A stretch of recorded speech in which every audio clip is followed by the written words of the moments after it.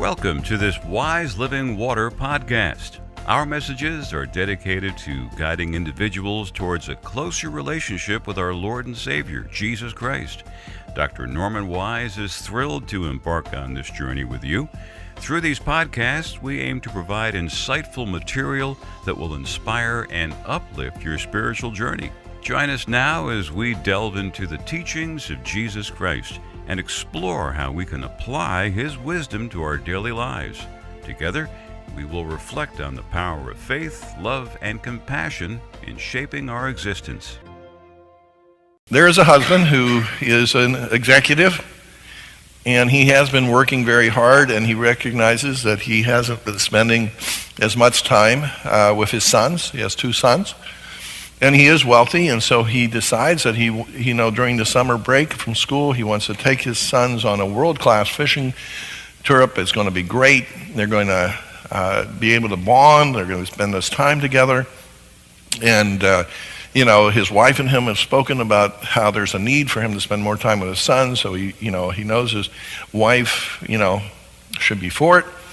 And because she's really mentioned this to be a critical issue.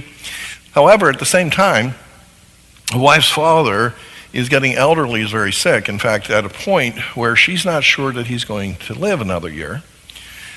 And so she wants to take the sons that summer, and she's thinking in her mind this will be the last summer they're going to get to spend with their grandfather. And so she is really saying, listen, this summer we've got to take our sons up there. And so I appreciate this whole thing, you want to do, but, we got to spend some time with the granddad because this may be the last summer that they ever get to spend. Now, if we're in normal argument mode, okay, it's pretty easy. I can't believe this. You've been at me all year. Spend time with the boys, spend time with the boys, spend time with the boys. And there I come, and I put all this plan together, and I'm going to put all this money, and I'm going to take time off work. And now it's like, no, don't spend time with the boys. It's all I don't know. You're pushing me both ways. I don't know what you want from me. This is insane. I don't know what you want me to do. You never did like my father. I know that you have hated my father from the day we were married, from that very time, from the point he gave me to you. You gave him a bad look at the wedding. I saw that look, and I have known that you don't care about my dad. You will break my dad's heart. How can you be so cruel? They're off and running, aren't they? See? And they can have that argument. Not going to get too far. Well, we have 5 possible outcomes. Win-lose. Win-lose is it's my way or the highway. Dear, I pay the bills around here. I have the money. I'm taking the sons, so just suck it up. And your dad's going to live another year. I have told you this. Believe me. I am all-knowing. Well, you see, he would win. He would get what he wanted. But she would definitely feel she lost. And what do you think the cost would be to the relationship? Would she feel loved? No. Would she feel respected? No. Would she trust him? No. So in actuality, he would, quote, win, but the cost would be really great. Well, what we could choose was lose-win. Well, honey, okay, I can understand. I'll sacrifice my time with the boys, and, my feelings really aren't important. And, I wouldn't want to do anything, to hurt your dad, really, most of the time. And, and the thing is, we'll go there. And so they go to the grandfather's, and he sulks in, a room, and he watches TV, and he gets on the computer and works while he's on vacation, and pretty much just as miserable, but, she won. But the thing is, And he's also saying, boy, she owes me for this. Next time we have, she really needs to, next time we have an argument, I need to be given my way because look, I've sacrificed a whole summer of my boys for this woman. Not too good. Now, by the way, does that increase love? No. Did that increase trust? No. Did that increase respect? No. Worst possible case, lose-lose. Honey, you go ahead. You take your sons over to see their grand. I'm staying home. I'm never taking a vacation from now until the day I die, okay? Because the only place I'm appreciated is at work. This is, if I'm drowning, I'm taking you with me, okay? This is the pure revenge mode, okay? If you find yourself there, go and pray. It's a bad space you're in, okay? Because there's nothing good there. Batman is not a good man, okay? So beware. The only thing we're really looking for is win-win. Whatever solution we come up with has to win and truly win for both people. It can't be a fake win-win. It can't be, I'll pretend that's a win when it's really a win-lose. Because in actuality, if in a private conversation you say, well, I just did that because, I had to, but there's not really a sense that it's a good solution, then it's not a good solution. And the other thing is you just have no deal. We don't have an answer to this yet. And that may be where you want to go to a counselor because sometimes you may need an objective voice. Counselors, a lot of people who have processed and said, we're trying to work ourselves this problem, and here's the problem, and we want to solve it. And here, this is the work we've done. Well, you have any ideas? And so it's just looking for a creative idea. Counselors rejoice at this type of counseling session. This is fantastic. These people have done all the hard work. We can just brainstorm together here. Sometimes the answer, by the way, I think we need another objective, input. But that's it. And the only two of these that are good are win-win or no deal. So, how we would write this problem as the husband and wife worked out this combined problem. How can we arrange for you to have time with your sons, our sons, to meet this need and for them to have time to visit with my sick and elderly dad? In other words, how can we get both of these things done? Because the answers are never either or.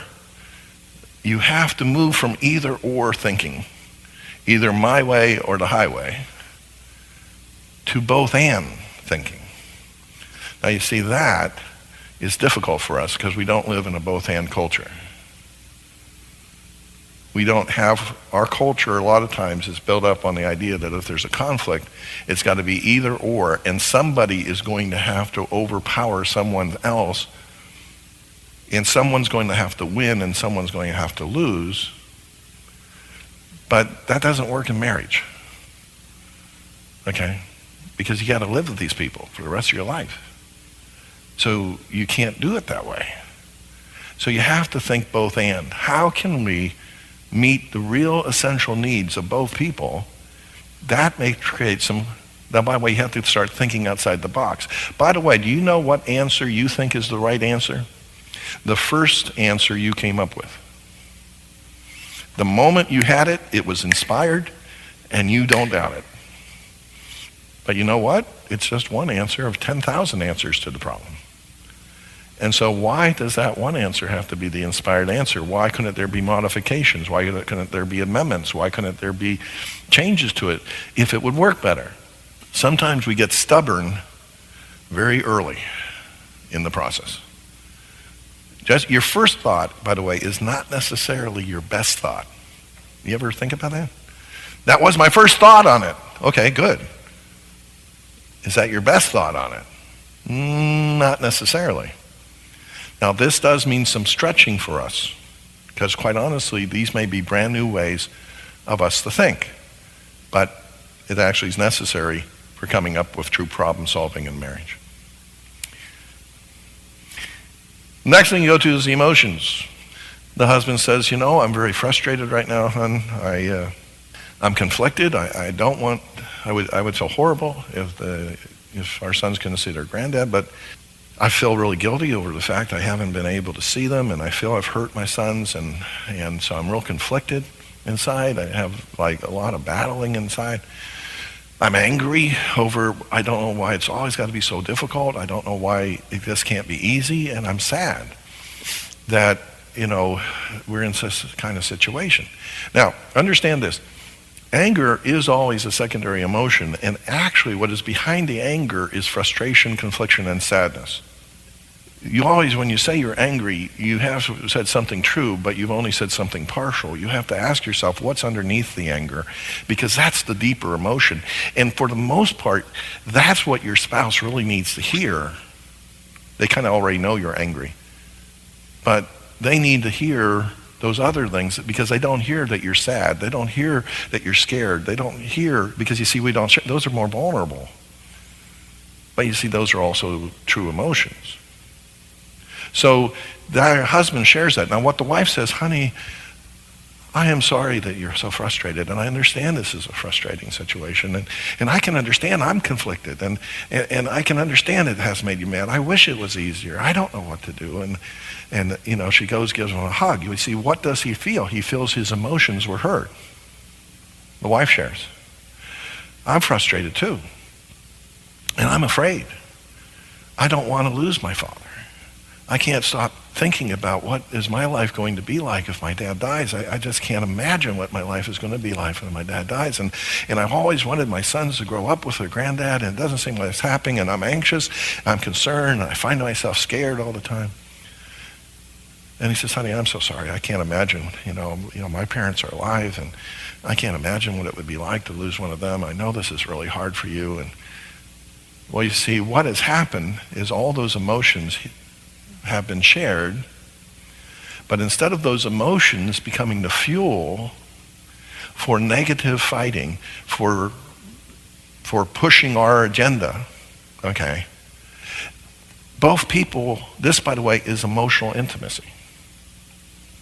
This is both people sharing the emotions. And the reason it's safe is because they know they're on the process of finding an answer that's going to respect both of their emotions. And the other thing is, the key here, both people feed back to the other person that their emotions were honored, respected, and validated. Because you see, once an emotion is heard, the steam goes out. The craziness goes out. The chemicals, quite honestly, in your body that make you act crazy, they don't get manufactured. You're biologically in a better state, more able to think and function. Your whole being is better once you have those emotions heard. Sometimes as a counselor, I'll go into a situation and someone will simply share with me for 50 minutes their emotions. I hardly say a word.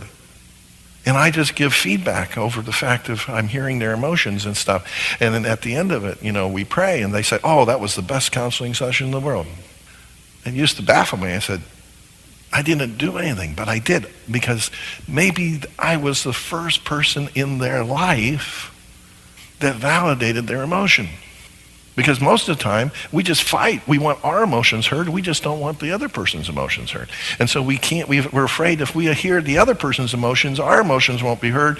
And plus, we want to win. And we obviously don't want to share vulnerable emotions if the point is to overpower the spouse. And so it doesn't work. Well, we then go into an analysis. Now the difference is this. Most people go into a discussion like lawyers. You see, usually when a couple argues, it's like having a defense attorney and a prosecuting attorney, and that's pretty much how the spouses fight. There's one person missing. That's a vital link in a courtroom. Could you imagine having a court case and the prosecuting attorney comes into it and the defense attorney comes into it and the bailiff comes in and says, gentlemen, the judge can't make it today, so you guys work it out on your own. How would you think that would go? Not too well, right? Because there'd be no judge. There'd be no one saying, no one to listen to any objections, anything else. They just start screaming at each other. They most likely be arrested for physical violence against each other. Because the thing is that the whole point of a courtroom is to win. It's not about anything but winning. But a scientist is trying to find what are the facts, what is the reality, what are the solutions, and especially practical science, how do we solve a problem? You see, it's a totally different mind frame. You two are a team working to solve a common problem. You're trying to analyze a common problem. You're not trying to win a case in court. It so much depends on the pictures. By the way, your emotions are created by whatever story you tell yourself, so be careful on how you describe the situation to yourself in your mind, because you will create the emotional state that you enter into the conversation with.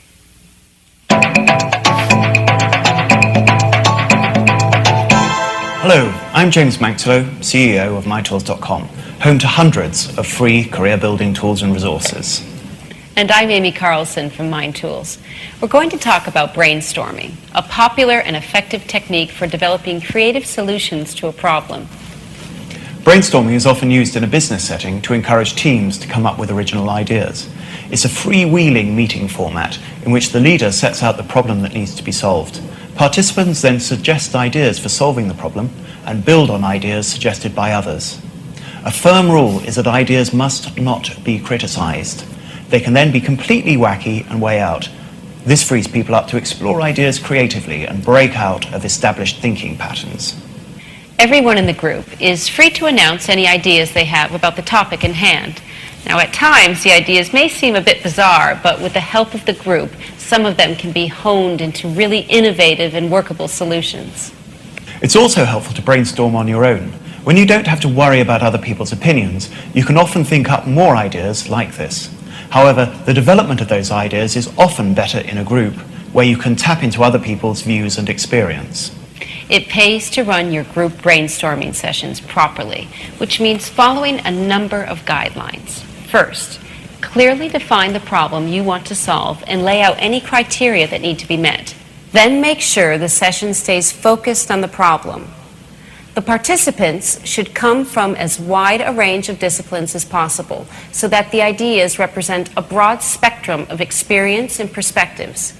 It's really important that no one criticizes or evaluates any of the ideas that come up. This will make people scared to express their thoughts, and the session will grind to a halt. If you find that creativity starts to dry up anyway, you can stimulate more ideas by seeding the sessions with random words. One person should be in charge of jotting down the ideas that come out in the session, either on paper or on a flip chart. You may want to consider using a computer-based tool for group brainstorming. There are several available, and they can improve the effectiveness of your session. As well as generating some great solutions to specific problems, brainstorming can be a lot of fun, which can only be good for your team. You can find out more about brainstorming in the article that accompanies this video. This is just one of the tools available at MindTools.com. Take a few moments to explore the menus on the left side of the site. The articles you'll find there teach more than 100 skills that will help you improve your career completely for free. You can also sign up to our free newsletter and receive a Skill Builder tool every week.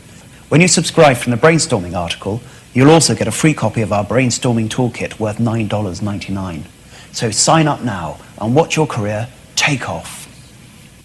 I figured they should get the commercial in. I'm using their video, so it's like only fair. Gentlemen, you will notice that it said the leader is to create an environment where brainstorming will take place, and you are the leader of your home, right? Right? I mean, you guys said, I want to be the leader, right?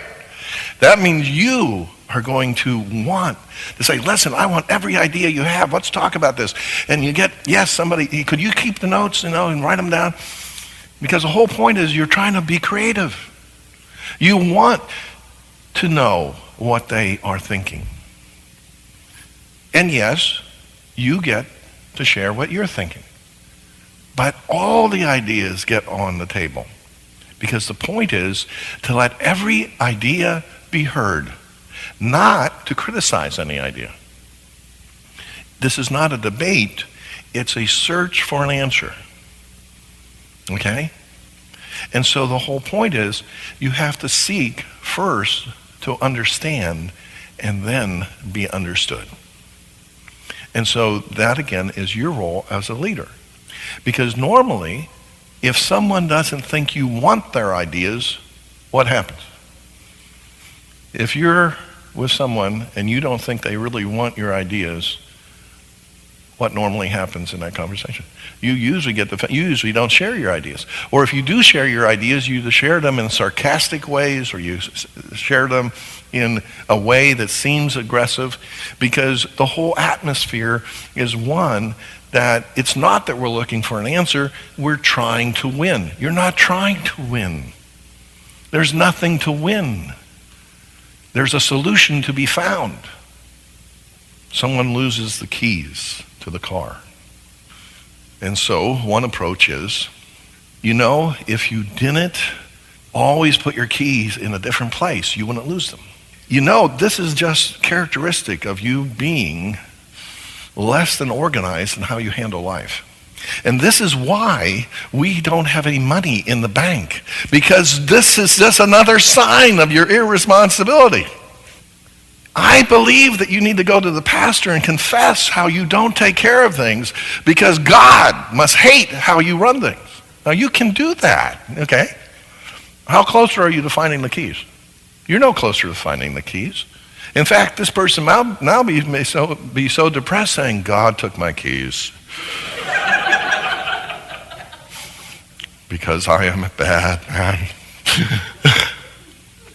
Or you can say, oh, okay, where's the last place we knew where they were? And you start, you try and I say, oh, look, I found the keys. Because the goal was not to figure out whose fault it was that the keys were lost. The goal was to find the keys. You see, we have this horrible hunger. We want to be the brightest and the best in the room all the time.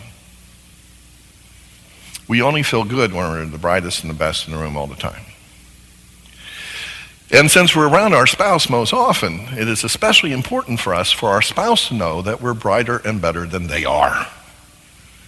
Because that's the only time we feel comfortable, is when we're the brightest and best in the room. Get over it, okay? We're different. Who's the judge who's better or brighter on what? What are we talking about? I mean, it doesn't work. Start working together as a team. Different people have different skills, different gift packages, different places. You become solution focused. It changes the world. They come up this, by the way, they list all the things. Well, one answer would be we take them on the fishing trip and they ignore the grandfather. Again, it's this analysis. It's like, yeah, that is one possibility. Second possibility, I go to the grandfathers, ignore the fishing trip with dad, time with dad. Or we do neither. We don't go on the fishing trip, or we don't go to see granddad. We just, go to Hawaii instead. Just forget this whole thing.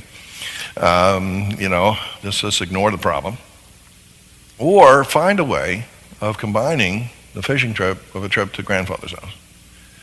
Now, by the way, there could have been other options. They might have listed 100 different options and details as a couple. But you see, this is what the couple's doing. The couple is just listing every single idea they have. And some of them, they'll say, well, no, number one's not good because that isn't a win-win and that doesn't get the job done. And so we go into the contemplation stage, but the analyzing stage, we're not criticizing any idea. We're just putting it down and putting every option down. Later on, we'll have to choose an option. That's in our contemplation stage. We now have all the options we can think of on a piece of paper. Now, by the way, why do I want you to put it on a piece of paper? What's the advantage of writing stuff down? Right, what it is, we think better on paper.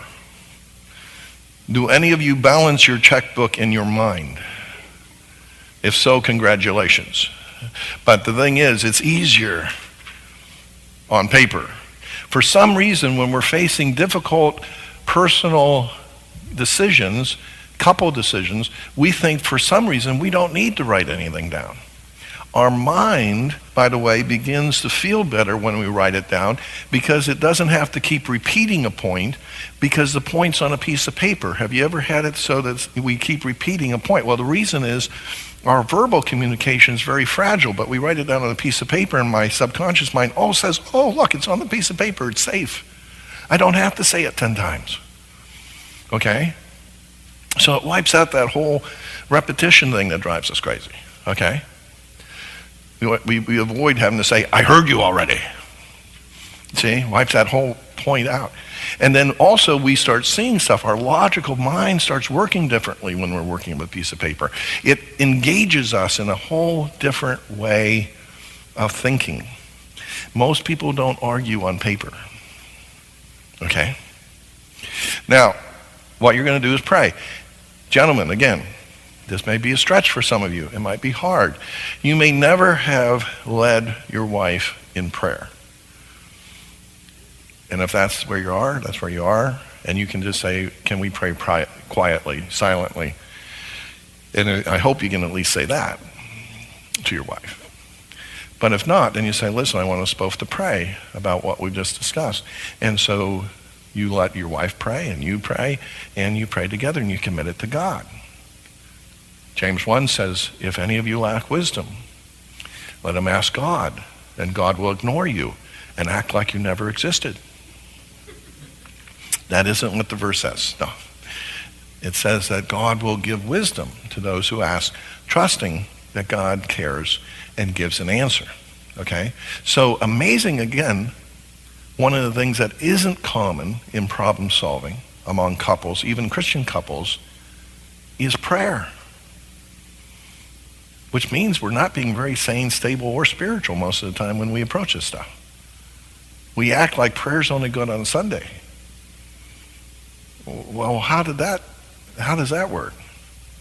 So we bring God into it and say, Lord, you know everything, and you've seen all that we thought.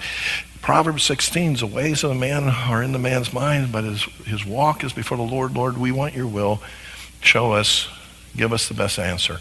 And you both are praying for the best answer. So you're not praying to win. You're praying for God's answer.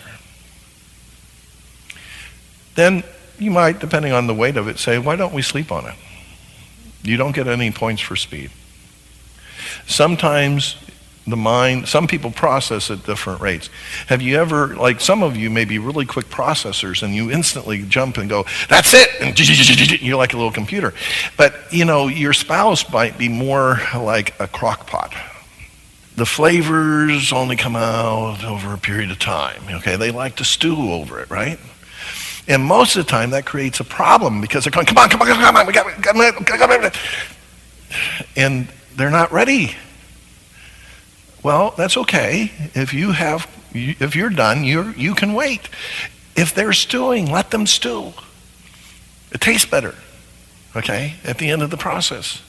So you say, why don't we give this 24 hours, come back and say, how are we at? And you give the time necessary, and it may lead to some further discussion as well, because you might have thought about something overnight you hadn't thought about the day before.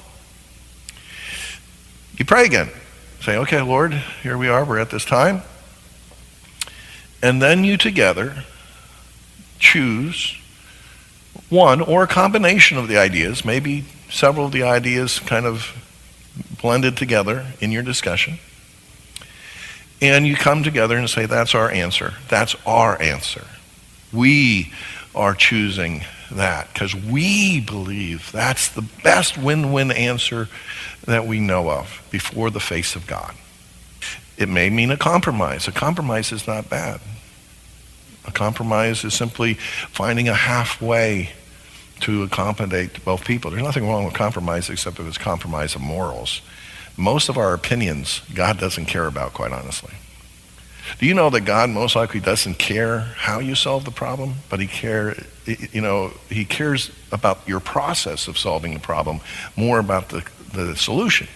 Because there's a lot of different ways the problem can be solved. He cares, did you treat each other with respect during the process of finding the solution? He cares, did you treat each other with love? Again, husbands, unfortunately, love your wives even as Christ loved the church. Whoa, ouch.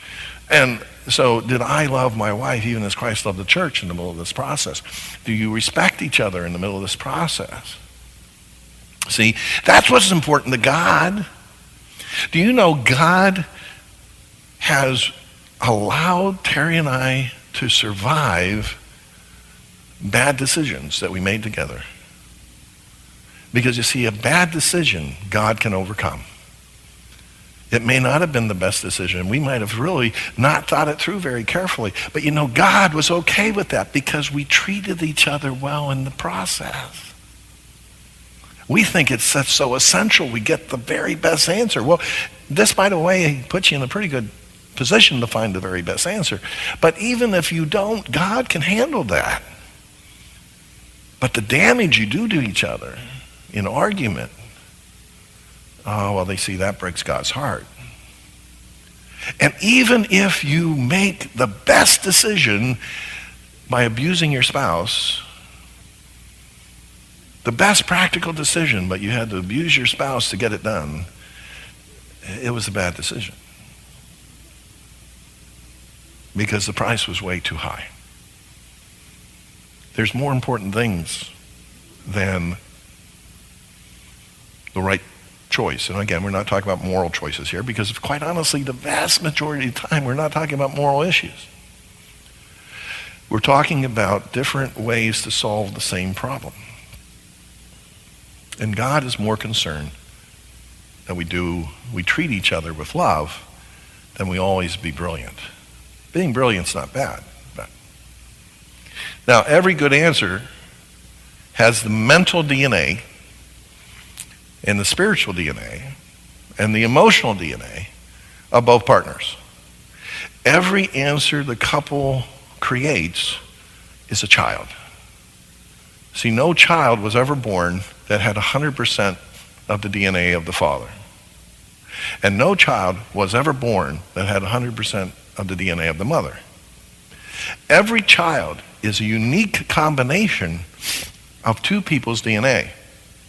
God put the two of you together so that you could creatively create these solutions to his glory by acting in love towards each other, and every solution is your child. And anytime you don't get that combination, you don't end up with a child. Because one person's DNA does not a child make. Okay? So another way to look at it is that God has given each of you 50% of the puzzle pieces, and has said the job is make the puzzle. Now, your first answer to that was burn the puzzle pieces of your partner and just worry about the important ones. But of course, there's a problem with that. If you burn the puzzle pieces of your partner, what chance is there that the puzzle will ever get made? 0. Well, the other answer is you take the puzzle pieces of your spouse and you take scissors and cut them so they match your puzzle pieces. So you still have 100 pieces, but your odds of getting the puzzle together have gone down to 0 again. The only way that you can get the puzzle made that God gave you to make is to say, God wanted all the thoughts, all the emotions, all the input of my spouse as much as he wanted all my input, and the only way we're going to get God's puzzle to this problem put together is get all the pieces of the puzzle on the table and we put them together. Now you see, that is a different framework. Very few couples in America have that framework. 7% of the couples in America know how to solve problems in the way I'm describing it to you today. Now there's different, my strategy, my framework is unique. This is Norm Wise's type of thing, but the principles are universal about among 7% of married couples who are considered to have the healthiest marriages in the country. But 93% have only the tried and true method of argument to approach these things. Now, I can tell you, you don't have to change what you're doing. You can keep arguing from now until the day you die, and you don't need any classes on it. You can do it naturally. It will feel natural. You will feel that, this does not feel natural. This feels very, very unnatural. You never saw anybody do that, did you? When you were a little kid, you didn't see your mother and father stand there with a whiteboard and say, "Dear, what are your thoughts?" Okay? And you never saw your mom and dad in a solution-focused thing. You saw them yelling and screaming at each other, and you knew that's what you're supposed to do. When you're a husband or wife, you're supposed to yell the other person into submission. That's your job. That's the way things get done. It didn't work for them. You kind of knew that as a kid. It was really funny. This is true story. I went over the first night to visit my best friend Sam, and he had bunk beds. And I knew Sam liked me because he let me take the upper bunk, okay? So I was really, first night out of my home, bunk bed, cool. Was one of those emotional moments of life. And we got done with the whole day, and I went down and I said, Sam, can I ask you a question? He said, sure. What's wrong with your mom and dad? Well, Sam, being a good 7-year-old boy, got up and punched me, male bonding, and said, what do you mean? There's nothing wrong with my mom and dad. I know. They didn't fight tonight. Well, they fight sometimes, but they don't fight every night. Oh. I actually thought the reason you married someone is you like to fight them. I thought that was the purpose of marriage. I thought it was I lived in a crazy world, but you find someone, you like to fight, you get married, you have kids. Hey, perfect sense. That was the first time I found out maybe my folks fight a little bit more than most folks. But you see, the reality is you don't have to carry on that tradition. There's no law in the universe that says I have to do it the way mom and dad did it, because they may never have told you it didn't work. But you see, you have to come to a personal conviction. See, the hardest part we have on this is that nobody has anything in their memory. I never saw anybody do that. I don't know anybody who does that. That would make me weird. That would make me different. I don't want to be different. All of my friends yell at their wives. I don't want to be different. Why do everybody argues, I don't want to be different. Well, guess what? It's not working for any of those folks. So the thing is, you're going to have to decide. You can either be part of the insanity, or you can choose to start moving towards a more sane solution. Because, by the way, this has been tested. They know this works. I can guarantee you that if you take these principles and if you apply these principles, they do work. They always work. They have to work. The only reason they won't work is if you don't use them. And that's the only reason why people, when they hear this, they don't change, because they're so committed, because at a deep gut level, they do believe in argument. And it's so hard to let go of. But I urge you to start trying to speak to your soul to get rid of it, because James 1 says, be quick to listen, slow to speak, which would imply thinking before you speak, slow to get angry, because the anger of a human being cannot make things right in this world. It won't make it right. It doesn't. Your anger, by the way, is your strongest emotion. It makes you feel like it has to give you the ability to win. It makes you feel so powerful inside. But you know, your anger has never been felt by anybody but you and God. Your anger can't get past your fingertips. No one has felt your anger any more than they felt anything else that you felt. Your anger is trapped inside. Oh, they can hear you raise your voice. They can hear you. They can feel pain when you hit them. But that's not your anger. That power can't get outside of you. It's trapped inside of you. It has nowhere to go. And so you either learn to really use it like a nuclear reactor. Nuclear power under control can light up a whole city. Nuclear power out of control can kill a whole city.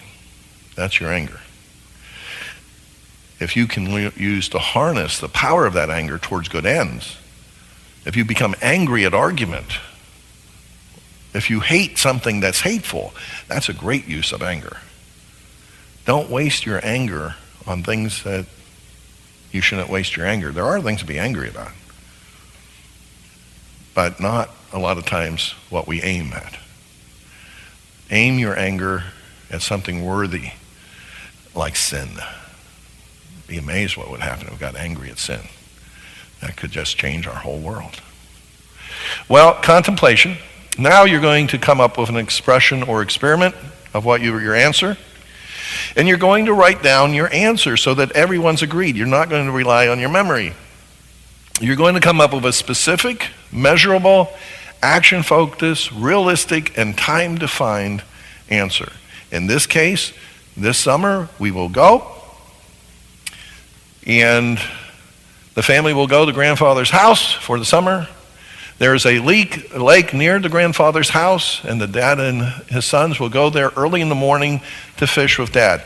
Do you know that fish get up early? You know? And granddads who get older, they don't get up early anymore. You know? And so the dad and the son can go out, and they get up there at 4 or 5 o'clock in the morning, and they start fishing, and they have all this thing, they get the fish, they bring it back, and then the fish are cleaned, and they have fish for lunch, and they're talking to granddad about their fishing trip that morning, and he starts talking about how when he was a kid he was fishing, and they start talking about fishing stories, and the guys are all bonding, and it's all really cool, see? And mom is seeing her sons interacting with the granddad, and granddad is enjoying his time as a grandson, and everybody's having a good fish sandwich. And dad and the sons will come home with their fish and the stories, spend time with granddad, and then dad will also be creative, and maybe there's some other things. He can play Monopoly with the sons when granddad's napping or whatever. But in other words, the real issue was, I want to spend time with my sons. Didn't have to be on a world-class fishing tour. And so his real desire is met, and mom's real desire is met. By the way, you think this was healthy for the sons? Yeah. The sons didn't feel like they were caught between two angry parents, and that, oh my goodness, dad's really mad about us going to granddad's house. Boy, he's really upset, you know, he stayed at home. Boy, I don't know, this is really bad. Or, Dad, you think Mom is really okay with us being here? Because, you know, she was really concerned about it. Shut up, fish, have a good time. Yeah, I'm paying a lot of money for this, okay? You know, you don't appreciate anything I do for you. Yeah, it's horrible for the kids, because the kids end up caught in between the two opinions, don't they? So this also was a way to find a better solution for the children as well. Because guess what? When mom and dad are at peace, children are nurtured. When mom and dad are at peace, children are nurtured. When mom and dad are at war, children are hurt. You have to understand, the only ones, you know, you made a choice to marry your spouse. Your children did not make a choice to be born. The only people in the household that are truly innocents are the kids. So mom and dad need to figure out how to do this. Because, by the way, you are teaching them how they are going to treat their spouse. Doesn't matter what you tell them. It's matter what they see you do. They will duplicate it. The computer's been set up. Everything they see before the age of 10, they take in as the pattern of the universe. And only if they do what you all are doing this morning and they radically decide to reprogram the computer, will they change that. Otherwise, they'll just carry on exactly whatever you did from now to the day they die, unless they have a reflective moment. Now, you all are showing great courage by seeking a reflective moment. And I hope you actually will take this and dare yourself to do it. Now, we have mentoring class called the Peace Table, where if you want to do this one-on-one with me, you can do that. You can call the office and we'll set up a time where we can do it one-on-one. You can say, that was great, but I don't think I can do that. Well, then you just meet with me for a couple hours one-on-one. We take a specific issue that you're having in your relationship and we work it through the peace process so you can see how it would work, okay? Because I developed this because we do family life skill classes here, which is another program. It's a 7-month program we have.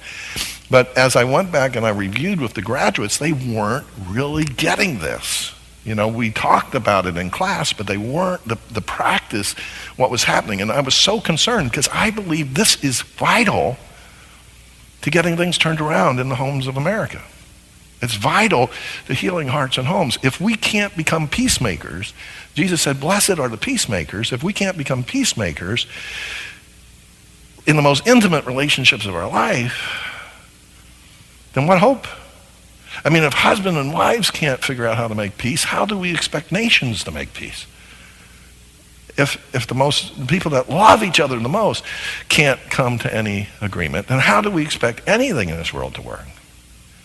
And by the way, we're teaching these things to our kids, so every generation gets trapped in the same lie. The lie is argument works. Argument never works. It's never worked forever. Here are some books. There is a life journaling book. The life journaling book, which is out on the table there, is written by a guy named Dr. Norm Wise. And what it is, it has in there forms for the peace process, and it basically is a whole book designed on the peace process. And so if you're looking for forms where you could use this and fill it out, it has those forms in it, and it was designed to be a journaling book for the peace process. Then The 7 Habits of Effective Family by Stephen Covey. And Stephen Covey uses the same idea of finding both and solutions within a relationship. And so he has a lot of great stories in there. He's a great storyteller. And so you most likely find that. It's not as popular as some of his other books, but it still can be found on Amazon. And then Plato, Not Prozac, Applying Eternal Wisdom to Everyday Problems by Lou Marioff. He basically goes through the peace process, and he points out how this is based on the wisdom of Western culture. And so it also was a book that's helpful. So if you like to read something that's a little bit intellectual, that's a good book to read. I like it, but hey, that's all right. Use this. If you learn this and don't use this, that's sad, because the vast majority of couples have never heard what you have heard this morning. They have never understood that there's another alternative to argument. And so if you use it, the more you use it, the more comfortable. Now, it will feel horribly uncomfortable at first. It will feel very awkward at first. It will feel like, oh boy, this is so against my gut. But that will last for 90 days, because it takes you 90 days to build a new habit. So if you start doing this regularly, and you start encouraging each other, and yes, gentlemen, I'm putting the burden on you, you leaders, lead your family into this healthier direction. The leader is the one who does the right thing first. Strive as much. You won't do it perfectly. You can still fall in the old ways, but keep at it. And then, when you see the benefit of it, when you start finding real solutions to problems, and you say, this is better, the brain will start recognizing and saying, oh wow, this new way of doing things is better. And it will begin to feel natural. So, but the only way you get there is by going at least into a 90-day commitment of doing something that's going to feel awkward. I'll tell you right now, it will feel awkward. It's up to the husband to lead into a creative win-win solution. In other words, leadership is choosing a solution that will win for both people. You see, the thing that you're trying to create here is a solution where he can say, I think that works. I can live with that. And you say, I think that works. I can live with that. And that's his job, is to keep on working in the process until there's real agreement. Now, if it's life or death, we must make this decision within 33 minutes or the world will end. Okay, then he will have to say, we haven't been able to come up with a total win-win solution.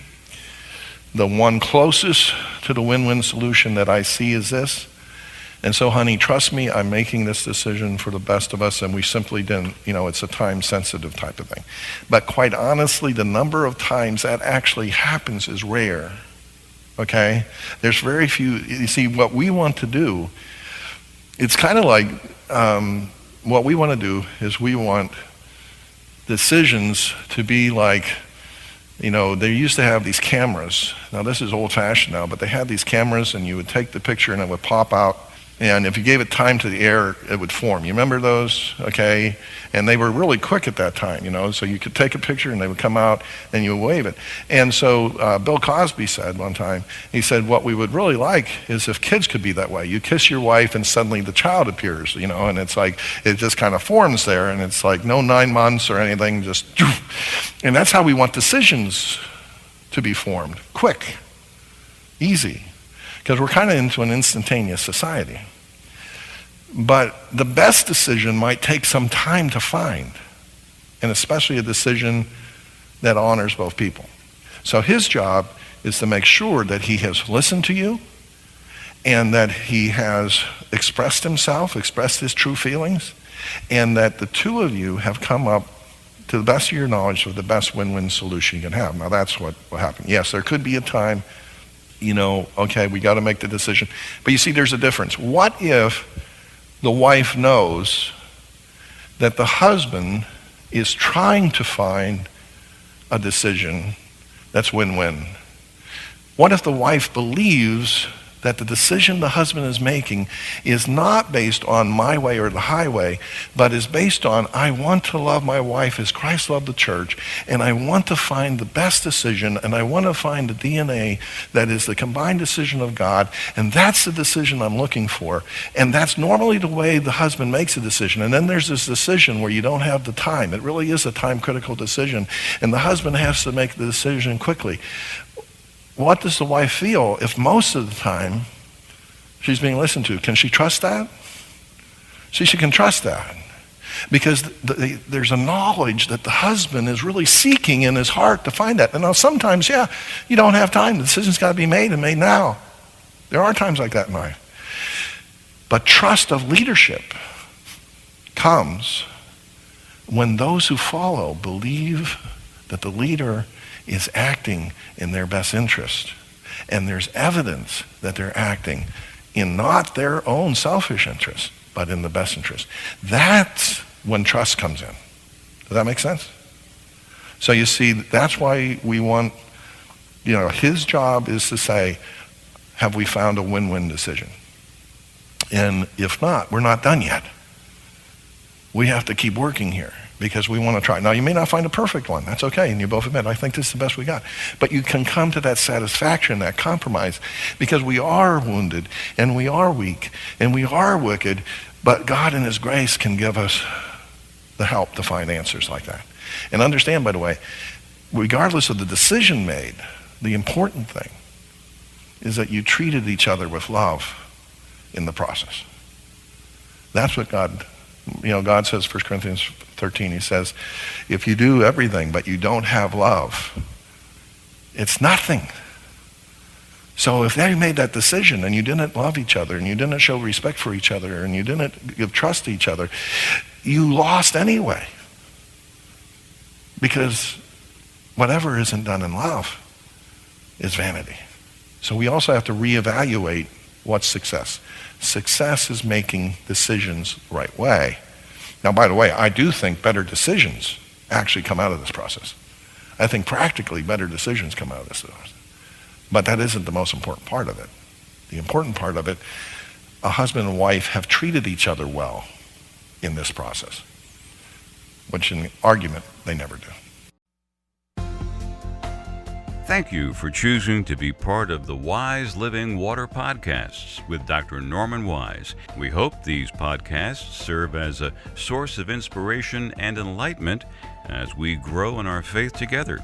Our content is designed to offer wisdom, encouragement, and guidance for those seeking a deeper connection with their faith. Whether you're just beginning your spiritual exploration or have been on this path for years, there's something here for everyone. If you have any comments or suggestions about today's message, please send an email to wiselivingwaterchannel@gmail.com.